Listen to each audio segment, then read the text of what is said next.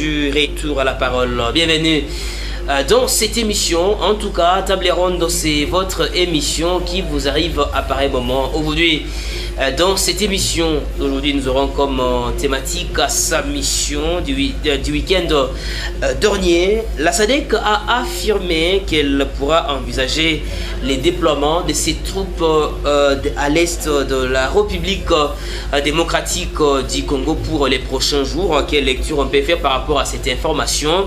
Nous disons, la SADC a affirmé qu'elle pourra envisager les déploiements, en tout cas de ses troupes à l'est de la République démocratique du Congo dans les prochains jours. Quelles sont vos lectures par rapport à ces sujets? Et nous sommes sur ce plateau d'Emmanuel Télévision, très cher et aimable d'Emmanuel Télévision, avec les docteurs Limbisa Petro, il s'appelle Petro Alpha, avec qui nous allons bien évidemment passer quelques bonnes minutes en train de décrypter, commenter ces sujets d'aujourd'hui. Allez, docteur, bonjour et bienvenue. Bonjour, messieurs les journalistes. C'est très important. Je pense que je vais féliciter et vous remercier de m'avoir invité dans votre émission. Très bien. Allez, c'est avec cet invité que nous appelons les docteurs Limbisa Petro Alpha que nous allons devoir passer les quelques bonnes minutes dans cette émission d'aujourd'hui. Allez, et sans plus perdre de minutes ensemble, vous avez en tout cas une minute égard de ce qui se passe sur le plan provincial, national et pourquoi pas international. Merci beaucoup, messieurs les journalistes. Une minute d'actualité que je devrais partager aujourd'hui, c'est par rapport à la journée internationale des infirmiers. Aujourd'hui, c'est le 12 mai 2023, c'est une journée internationale des infirmiers. Et je voulais féliciter ces infirmiers ou ces infirmières qui sont en train de se donner pour donner leur corps et âme, pour donner les meilleurs d'eux-mêmes, pour bien voir comment traiter les malades. Et aujourd'hui, comme c'est une journée internationale, notre pays a jugé bon de célébrer cette journée des infirmiers avec le thème nos infirmiers, notre futur. Voilà, monsieur le journaliste, l'actualité que j'avais par rapport à cette première minute. Voilà, merci beaucoup. Ça, c'est les 1 minute qu'il venait à peine de consacrer, en tout cas par rapport à cette actualité d'aujourd'hui. Et sans plus perdre de minutes, nous allons vite embrasser les sujets. Quelle est votre lecture par rapport à ces sujets? Lorsque nous parlons certainement de la SADC a affirmé qu'elle pourra envoyer les déploiements de ses troupes à l'est de la République démocratique du Congo, en tout cas, dans les prochains jours. L'objectif est de pacifier l'est de la République démocratique du Congo. Tes lectures sont les bienvenues. Merci, monsieur le journaliste. Par rapport à cette décision de la SADC, il faudrait d'abord rappeler que la SADC, c'est une organisation de la sous-région qui est une communauté, les communautés pour le développement de l'Afrique australe. C'est une organisation dans laquelle la République démocratique du Congo est membre. C'est depuis 1998 que la RDC a ratifié au niveau de la charte de cette organisation. Et depuis le 8, comme vous venez de le dire, messieurs les journalistes, le 8 mai 2023, nous avons vu la SADC se réunir pour essayer de critiquer par rapport à la sécurité, la situation sécuritaire dans notre pays, précisément à l'est de la République démocratique du Congo. Et la SADC a compris qu'en République démocratique du Congo, il y a un problème de sécurité par rapport à tout ce qui se passe, et elle a décidé elle a décidé d'envoyer leurs troupes pour venir aider, combattre aux côtés des FARDC pour voir comment on peut rétablir une paix durable dans notre pays. Et c'est une bonne chose que nous félicitons. Voilà une bonne chose que vous félicitez, vous, personnellement. Mais pourquoi amener la SADC alors qu'il y a encore l'East Africa Community qui est encore au niveau de la province Nord Kivu? Par rapport à cette question, je pense que il est vrai que les forces de l'EAC se trouvent au Nord Kivu, précisément à l'est de la République démocratique du Congo. Mais qu'à cela ne tienne, ça peut toujours avoir, on peut avoir toujours besoin de faire recours à d'autres organisations qui semblent être peut-être très sérieuses, disons, pour voir comment on peut ramener la paix en République démocratique du Congo. Vous savez que, monsieur le journaliste, ce n'est pas la première fois que la République démocratique du Congo a fait appel à cette organisation. Comme on l'a dit tantôt, dès que la RDC a fait entrer dans cette organisation, il y avait encore la guerre de RCD à l'époque. Et la SADC est venue pour aider la République démocratique du Congo. Et tout le peuple congolais, nous connaissons tous quels sont les résultats que cette organisation nous a montrés. Et il ne faudrait pas aussi oublier que lorsque en 2013, lorsqu'il y avait encore l'incursion de M23.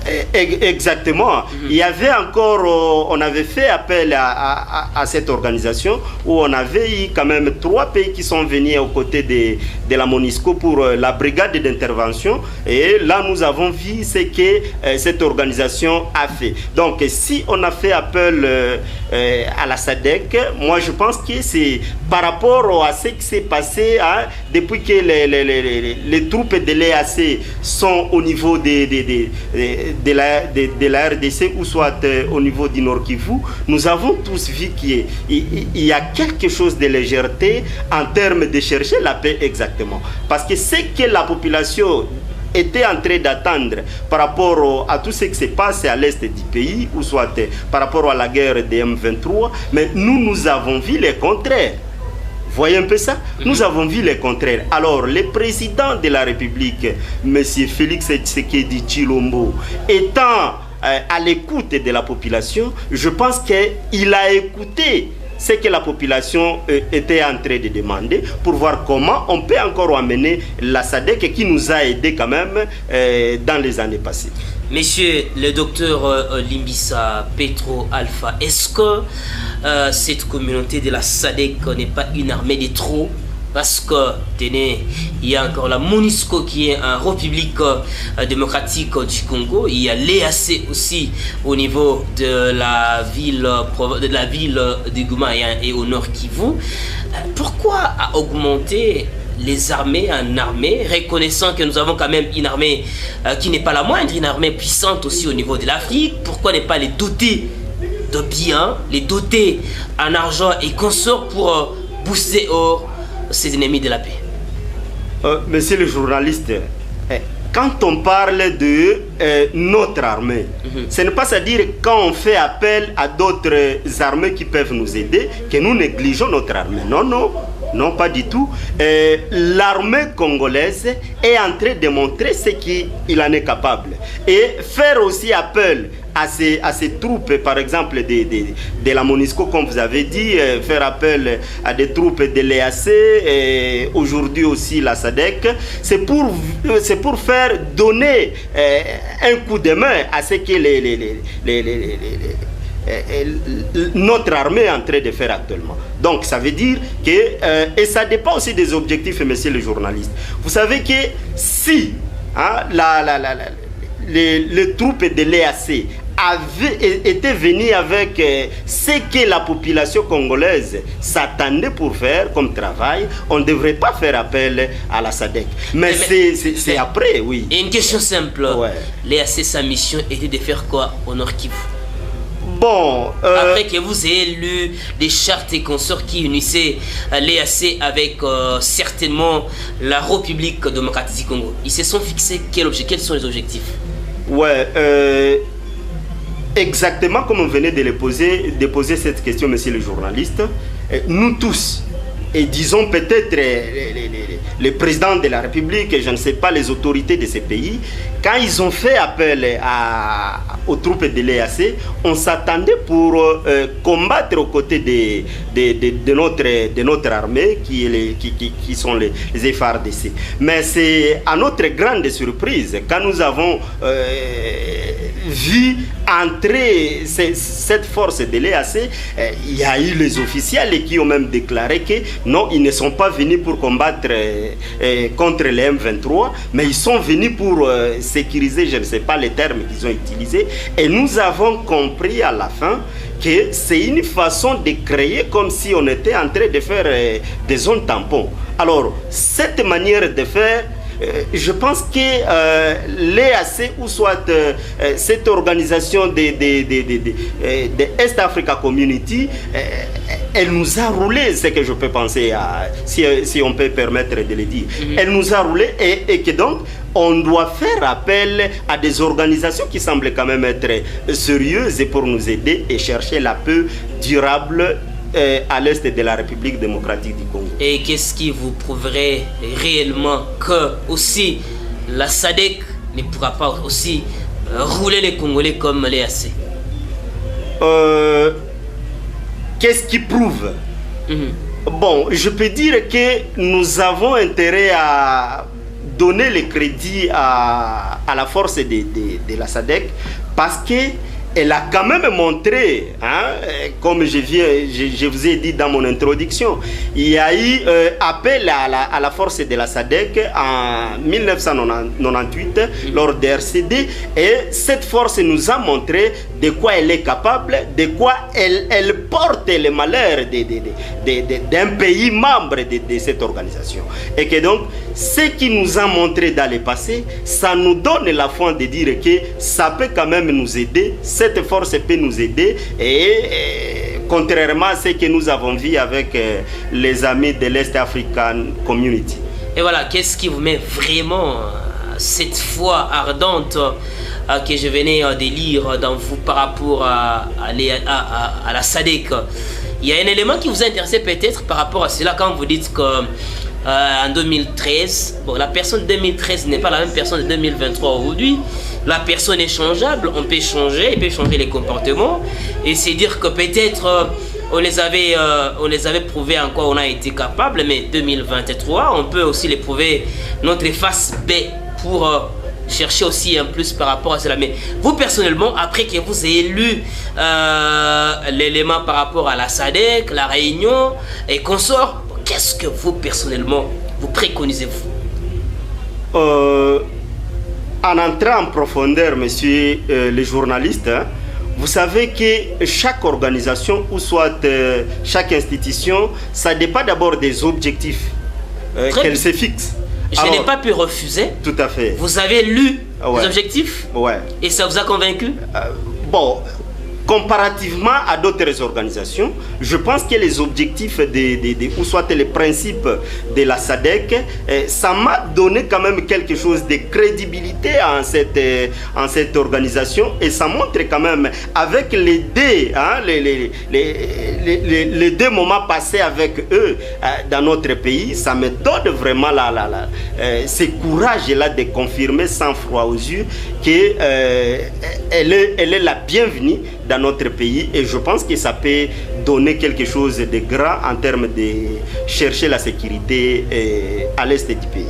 Tu peux me donner un extrait qui vous a beaucoup plus plu dans ce que vous avez lu, peut-être pour plus de précisions, parce que on se rappelle, il y a un politique que j'avais invité l'autre fois ici, avant que certainement l'EAC ne puisse entrer au pays, et ces politiques m'avaient dit: nous sommes très contents, très fiers de voir que l'Est Africa la RDC a pris connaissance de l'Est Africa Community. On peut maintenant voyager. Aujourd'hui on quitte les Congo, on va faire les Rwanda, on va faire les Burundi, on va faire l'Ouganda, on va faire des trafics de biens et consorts. Ça c'est bon.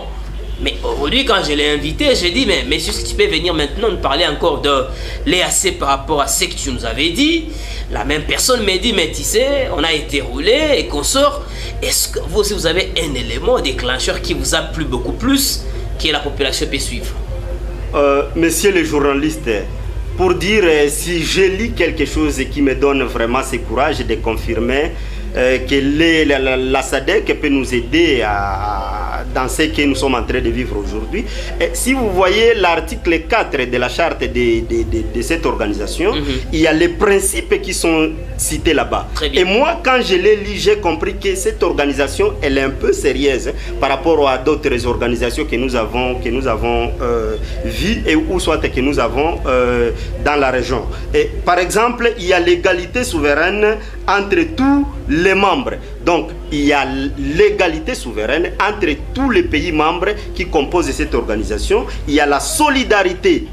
Cette solidarité, ça a été prouvé par les deux moments forts que je viens de vous citer ici. En 98, quand la RCD était encore en train de malmener notre pays. Il y a aussi le respect des droits humains, de la démocratie et de l'état de droit. La liberté de circulation des capitaux, des biens et des personnes avec leur, je ne sais pas, pacifique, le règlement pacifique des conflits.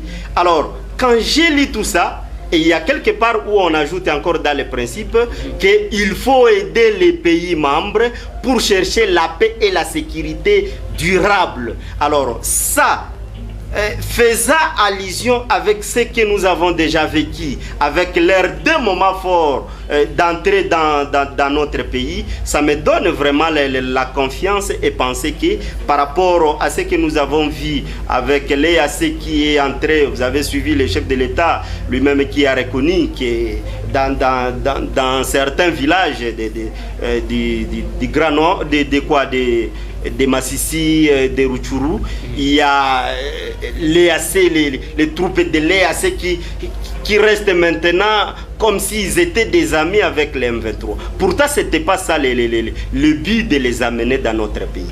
Alors, et la SADC, c'est notre ami, parce qu'elle nous a déjà aidés et elle continue de nous aider. Et je pense avec ça, que la SADC, elle est la bienvenue dans notre pays pour nous aider. Et maintenant, quelle sera maintenant la place de l'EAC dans ce que nous disons ici? Voilà, la place de l'EAC dans tout ce que nous sommes en train de dire. Je pense que le chef de l'État était clair sur ce point. Il a dit que nous sommes à la fin du mandat. Du mandat de l'EAC. Au mois de juin déjà, on sera à la fin de ce mandat.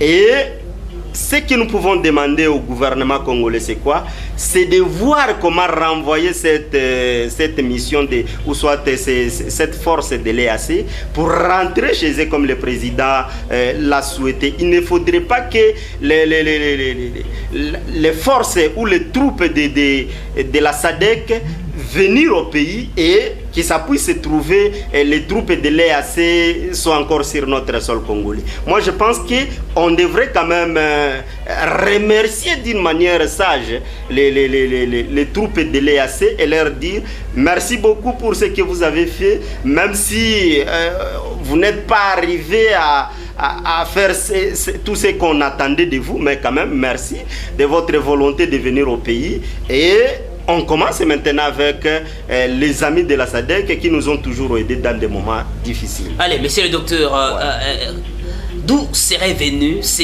bicéphalisme que l'EAC a manifesté étant en Nord-Kivu? C'est une très bonne question, monsieur le journaliste.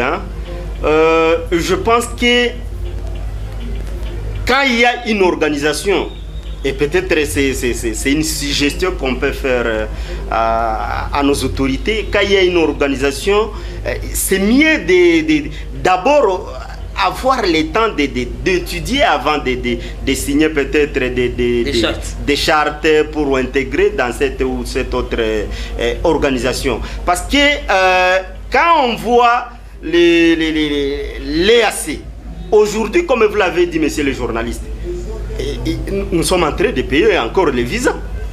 Vous imaginez un peu? Dans les pays membres de l'EAC. Alors, donc, quelque part, je me dis que l'EAC, c'est une organisation qui a les agendas cachés par rapport à la RDC. Et que donc, ce n'est pas bon de continuer encore à faire confiance à ces gens qui nous ont montré quand même qui ne sont pas avec nous. Parce qu'on connaît les vrais amis, c'est quand on est dans des difficultés. Et la question simple, pensez-vous que vraiment l'EAC pourra céder des fauteuils, en tout cas à la SADC, à la RDC, plus précisément au Nord Kivu? Je pense que l'EAC est venu en RDC, c'était après l'accord ou soit l'acceptation de notre pays. Et si nous disons aux amis qui sont venus nous aider, non, merci beaucoup, je pense que l'EAC ne peut pas refuser parce que nous sommes un pays indépendant et nous avons intérêt de donner des décisions sur des questions de la souveraineté de notre État. Et je pense que la mission, ou soit les amis de l'EAC, ils vont accepter de rentrer. Voilà, mesdames, messieurs, nous sommes toujours dans cette émission aujourd'hui. Nous sommes en train de nous atteler sur cette thématique. La SADC a évidemment affirmé qu'elle pourra envisager les déploiements de ses troupes à l'est de la République démocratique du Congo dans les prochains jours. Quelle lecture faire maintenant par rapport à cela? Une armée de trop aussi, parce qu'il y a la MONUSCO, il y a l'EAC, il y a des mouvements d'ici et là au niveau de la province Nord Kivu aujourd'hui. Mais la question qu'on se pose maintenant, est-ce que vraiment, vous pensez-vous qu'on pourra maintenant résoudre le problème qui guette la population de la province Nord Kivu? Allez, nous croisons le bras et on va voir ce qui va se passer. Mais maintenant, une question qui m'arrive à l'esprit, monsieur le docteur Limbisa Alpha. La question est la suivante. Est-ce que la SADC n'aura pas même mission comme la MONUSCO aujourd'hui? Est-ce que la SADC n'aura pas la même mission comme la MONUSCO? Tout, c'est d'abord par rapport à ce qu'ils se sont convenus au niveau de ces sommets. Je pense que chaque organisation, comme je l'ai dit, a ses objectifs. Si la SADC arrive en République démocratique du Congo aujourd'hui, c'est pour combattre aux côtés des FARDC, pour voir comment mettre... Et combattre qui? Oui. Combattre qui? Combattre contre les agresseurs de notre pays. L'EAC aussi combattait pour... Oui, l'EAC, bon, on a appelé l'EAC pour nous aider dans la sécurité. Le chef de l'État l'a souligné que si l'EAC était venu, c'était pour contrer les éléments des terroristes du M23, de cesser les faits, d'abord ça, et puis les contrer de faire les cantonnements.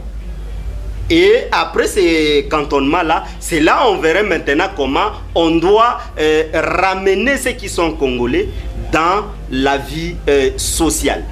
Mais en voyant ce qui se passe sur le terrain, on a compris que c'était une autre mission dans une mission cachée. Alors, est-ce que la SADC doit combattre contre qui? C'est contre les groupes armés qui sont à l'est de la République démocratique. Et maintenant, l'EAC n'est pas associé aux groupes armés aujourd'hui aussi? Par rapport à ces bicéphalismes qu'on a vécu? Non, l'EAC n'est pas considéré comme les groupes armés, mais peut-être ce sont des cartes qui se jouent, messieurs les journalistes. On ne peut pas les classer dans ces mouvements-là. On doit quand même reconnaître quelque chose qu'ils ont fait pour notre pays. Parce qu'accepter aussi de quitter leur pays pour venir dans notre pays, c'est quelque chose. Même si la mission principale, cette organisation ne l'a pas réalisée. Mais quand même, on doit quand même reconnaître cette volonté-là de venir dans notre pays. Ça a quand même montré à la face du monde qu'elle venait pour nous aider, mais hélas, on voit le contraire au niveau du terrain. Voilà, est-ce qu'une position aussi de la RDC par rapport à la SADC, est-ce que vraiment les autorités de la RDC sont pour les arrivées de la SADC, ou bien ils vont émettre aussi les vœux d'abord de les checker pour qu'ils ne puissent pas être aussi des brebis galeux aussi? Messieurs les journalistes, je vous ai déjà dit que nous avons confiance dans cette organisation. Pourquoi? Parce qu'elle nous a déjà aidés plus d'une fois. Alors, est-ce que les autorités doivent encore avoir des réticences pour essayer de checker? Au contraire, la SADC a demandé à la RDC de voir comment la RDC doit mettre le climat d'attente avec toutes les troupes qui se retrouvent aujourd'hui au niveau de la RDC. Vous avez cité la MONUSCO, vous avez cité l'EAC, vous avez cité je ne sais pas qui d'autre. Et là, ça revient maintenant à la RDC pour voir comment on doit se rencontrer pour qu'on n'y ait pas. Les uns sont venus pour combattre contre les éléments qui amènent l'insécurité au pays, et que les autres commencent à faire autre chose. Alors ça, c'est le travail de notre pays, de la RDC. Les autorités étaient représentées au niveau de Namibie, là où les sommets s'est tenu. Et je pense que la position, elle est déjà... Nous, on a besoin qu'on vienne nous aider. Comment encore on doit dire à ceux-là qui ont accepté de venir nous aider que non, on doit d'abord vous checker? Mais je pense que ce n'est pas le moment. Le moment est que nous avons d'abord les bons souvenirs avec cette organisation de la SADC, et avec ça, ce que nous pouvons leur demander, c'est avoir la bonne foi, de mieux faire comme elle a toujours fait. Et c'est ce que nous pouvons demander. Et si elle faisait le contraire? Ah oui, bon, c'est tout à fait, ça peut arriver. Ce sont des humains comme les frères de l'EAC. Hein. Mais si ça arrivait, hein, vous sentez le chef de l'État, Félix-Antoine Tshisekedi Tshilombo, il est en train de se donner. Il écoute la population. Donc, si la SADC tenterait, bon, hein, je le mets au conditionnel, si la SADC tenterait de faire, de geler comme l'EAC l'a fait, je pense que vraiment on n'aura pas beaucoup de temps avec eux. Et s'il arrivait qu'elle se comporte aussi de la manière dont l'EAC s'est comporté, on doit demander vraiment que cette mission rentre. Mais je suis optimiste. Je suis optimiste que cette force va aider la République démocratique du Congo, et nous verrons la paix à l'est de la République. Je reviens en question. Je vous ai posé la question de savoir concrètement pourquoi avoir de l'armée ou des armées de trop, alors que nous avons nos forces armées de la République démocratique du Congo, qui n'est pas aussi n'importe quelle armée au niveau de l'Afrique. Ne pensez-vous pas qu'il fallait doter en tout cas des outils convenables aux forces armées afin de booster hors les difficultés que nous avons en Nord Kivu aujourd'hui? Messieurs les journalistes, quand on appelle une organisation pour nous aider, pour chercher la sécurité, ne pensez pas que notre gouvernement, ou soit notre pays, notre armée, ou soit notre armée, nous disons que les autorités, en un mot, elle est là seulement, les autorités, elles sont là seulement pour ne rien faire. Non, non, nous sommes en train de nous préparer. Vous savez que notre armée, messieurs les journalistes, nous avons beaucoup d'estime dans cette armée. Pourquoi? Parce que c'est notre armée. Nous n'avons pas deux armées en République démocratique du Congo. Pourquoi maintenant d'autres armées? Oui, pourquoi d'autres armées? Vous savez que les régimes qui sont passés, elles nous ont amené un problème au niveau de nos forces armées. Un problème? Oui, un grand problème d'ailleurs. Lesquels par exemple? Oui, vous savez que La République démocratique du Congo, monsieur le journaliste, notre armée, quand on parle de cela, c'est quand même, il faut le dire avec... fierté. Pas de fierté, il faut le dire avec des pleurs au cœur. Vous savez que dans notre pays a été déjà, ou soit les forces armées de la République démocratique du Congo, étaient déjà gérées par un étranger. Comment? Vous comprenez un peu ça? Non, je ne comprends rien. Oui, avec l'entrée de AFDEL, je pense que vous les connaissez c'est 97, hein? Ouais. Entrée de l'AFDEL, nous avons vu le général d'un pays voisin à côté ici, pour ne pas citer son nom, pour faire la publicité aussi de la personne. Ouais. Cette personne a géré notre armée. Et après, le cycle a continué. Comment le cycle a continué? C'est après les guerres, je ne sais pas, RCD, CNDP, M23 même, nous avons vu les gens entrer dans notre armée. On ne sait pas, ils sont...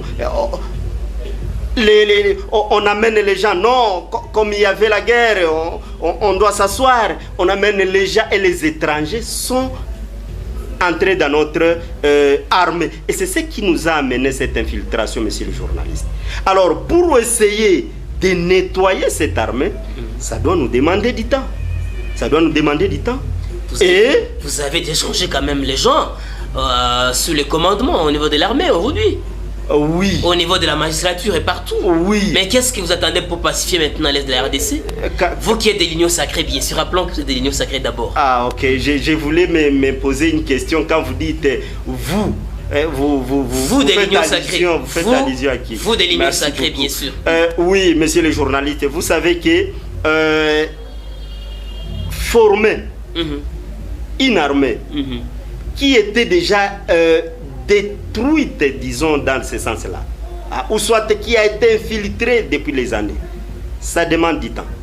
Oui, on a changé certaines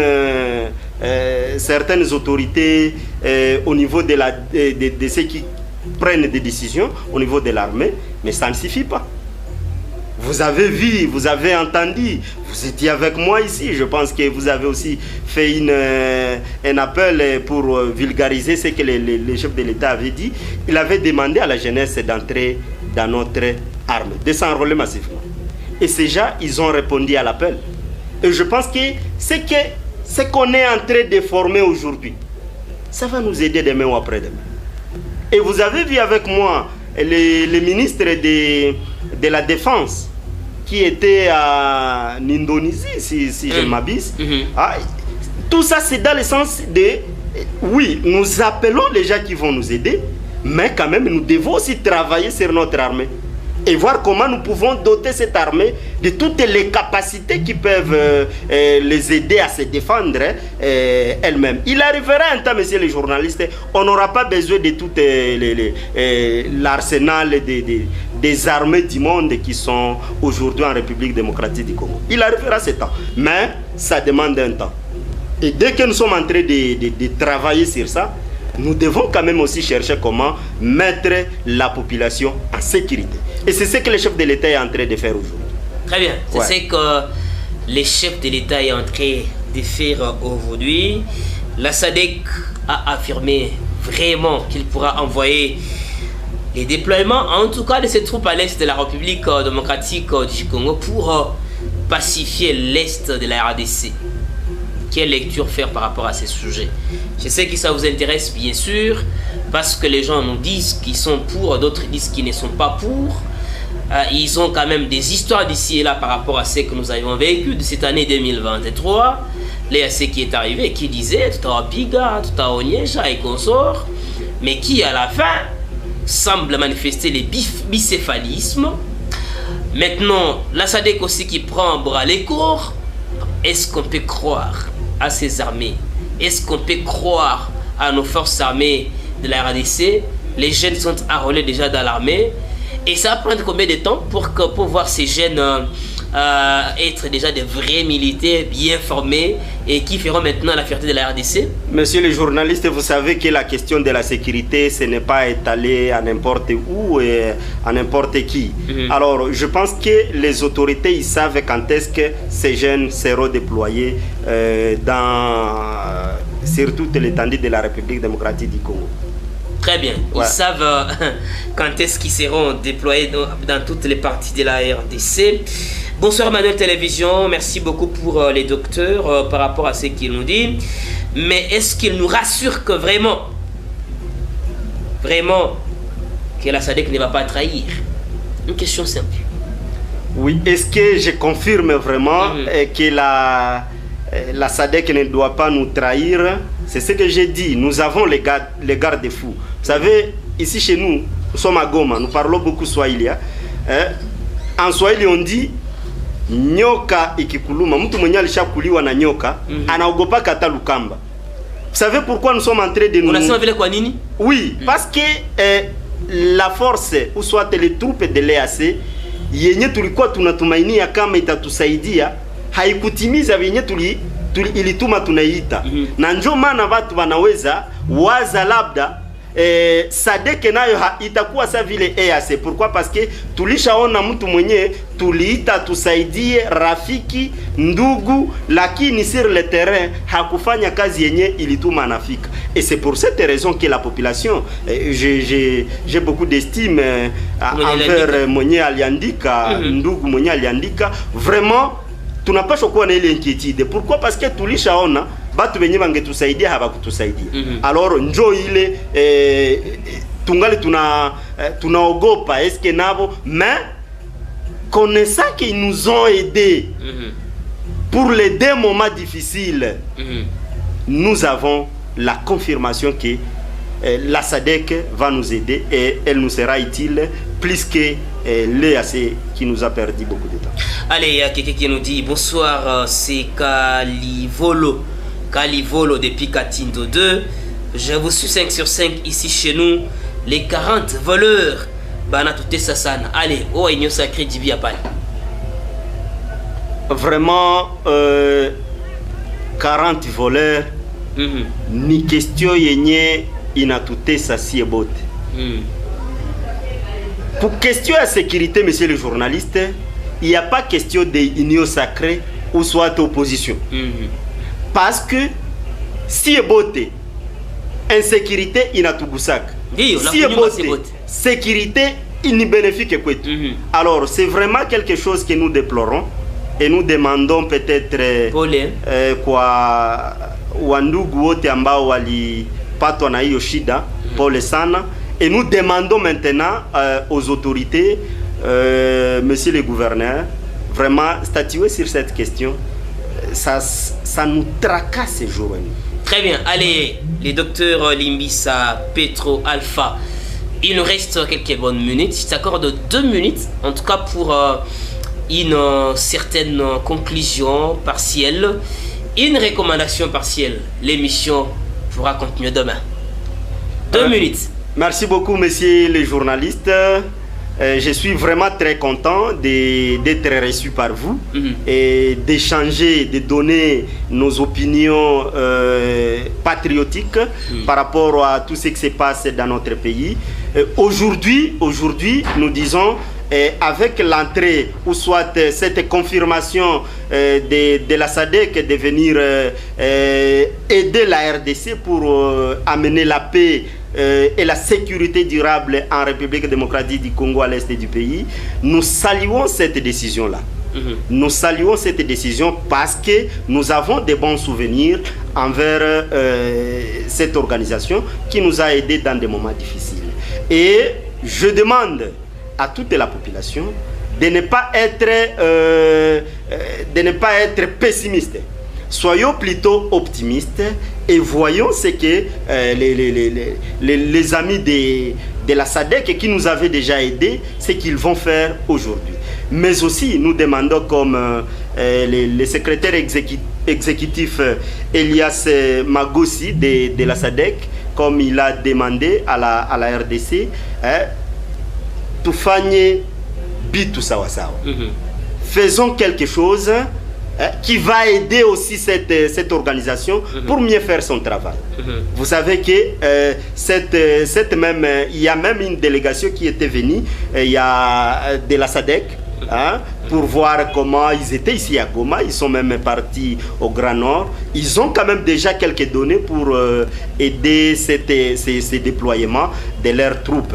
Alors, ça revient maintenant à la RDC de voir comment on doit travailler la main dans la main avec ces troupes, et ce que nous pouvons demander à nos autorités, vraiment ne renouvelez pas les mandats de l'EAC. Très bien. Il faut qu'il parte.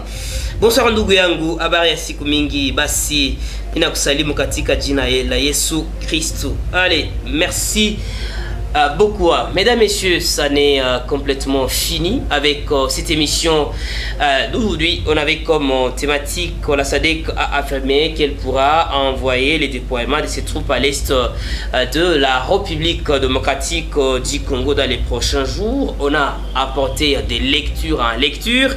Merci beaucoup, messieurs le docteur Limbisa Petro Alpha. Rappelons que vous êtes de l'Union Sacrée pour aujourd'hui. Merci beaucoup, messieurs les journalistes. C'est un honneur d'être invité par vous. Et je remercie tous ceux qui nous ont suivis à la maison et ceux qui ont réagi par SMS. Nous disons grandement merci pour tous ceux qui nous ont suivis. Voilà, ça est complètement fini avec cette émission aujourd'hui. Nous disons merci à l'équipe technique de Socrate Filonja et Claude Ramazani. Merci au programme de John Tumba. Merci aussi à Germain Chikouro qui nous captait depuis la ville, province du Nord Kivu. Vous et les vôtres, portez-vous bien. Au revoir et à la prochaine.